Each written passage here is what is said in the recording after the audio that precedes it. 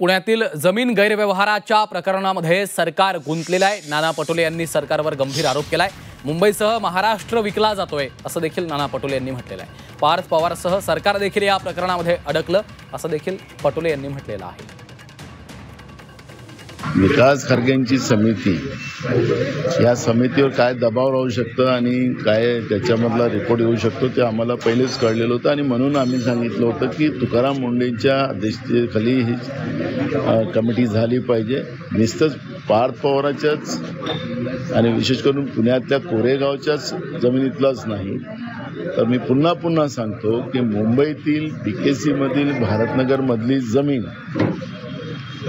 C लिंकच्या बाजूचे रस्ते विकास महामंडळाची जमीन आणि नवी मुंबईतील मार्केट यार्डची जमीन, या सगळ्या जमिनीमध्ये मोठ्या प्रमाणात घोटाळा सरकारच्या वतीने केला गेलेला आहे।